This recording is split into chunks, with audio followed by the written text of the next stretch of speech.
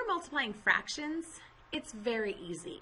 All you gotta do is multiply straight across. So let's take a look. First, convert everything to improper fractions, which that we've done with fractions from the very beginning, so that should be pretty standard. Then just multiply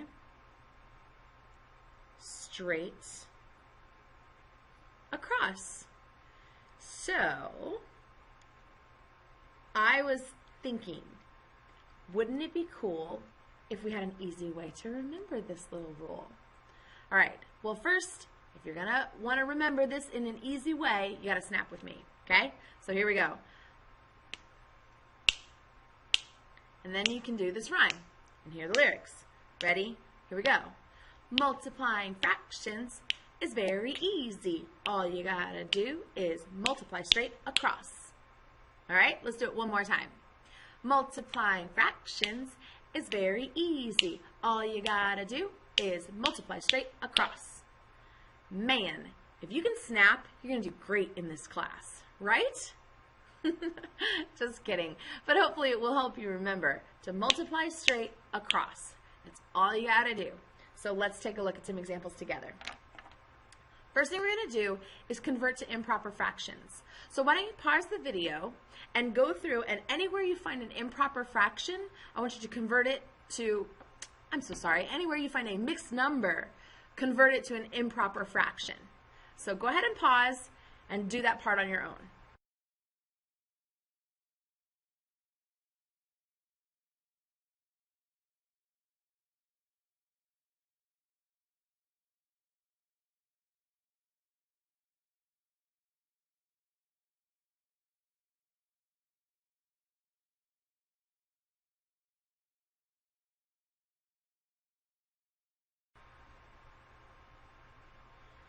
All right, take a look.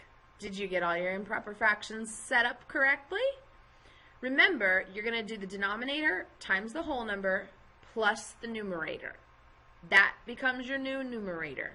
Keep the same denominator. Don't forget, if you have a sign out front, like a negative, you can just put that in the numerator, okay? So that'll make it easier later when we multiply straight across. So now that we have all of these set up, let's go ahead and take care of some multiplication, shall we? I know fractions can be kind of freaky. Everybody likes to panic when they see that they have to work with fractions. So just remember, multiplying fractions is very easy. All you have to do is multiply straight across. So for this first one, we're going to go straight across the top, and we're going to go straight across the bottom. So let's see, I can't do 45 times 3 in my head, so 45 times 3, 15, 3 times 4 is 12, plus 1 is 13. So 135. So that means my new numerator is going to be 135. And what sign is it going to be? Well, I have a negative times a negative. That's going to be a positive because the signs are the same. And then 8 times 5 is 40. So this will reduce if I divide the top and the bottom by 5. So I'm going to go ahead and do that, and I'm going to draw a little arrow to get around my work here. Let's see, if I divide by 5, I can put that in 2 times to 13 and then 5 times. So it should be 25 over, divide by 5 here, and I have 8. So 25 over 8. We reduced, and we're done. Let's take a look at 126. Multiplying fractions is very easy. All you got to do is multiply straight across. So straight across the top, and I have a positive times a negative gives me a negative. 23 times 1 is 23. 9 times 6 is 54, and I'm good to go. All right? Let's take a look at 127. Multiplying fractions is very easy. All you have to do is multiply straight across. So I'm going to do negative times a positive. The signs are different, so that means my answer will be negative. 6 times 2 is 12. 5 times 5 is 25. Make sure it doesn't reduce, and you're all set. For 128, multiplying fractions is very easy. All you have to do is multiply straight across. 23 times 9. Whoa, that's tough to do in your head.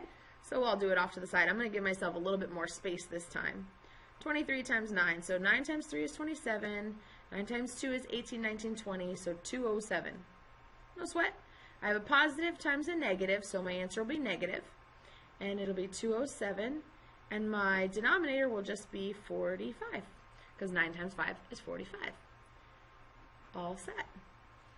Why don't you go ahead and finish these last 4 on your own and come to class ready to discuss if you have any problems at all.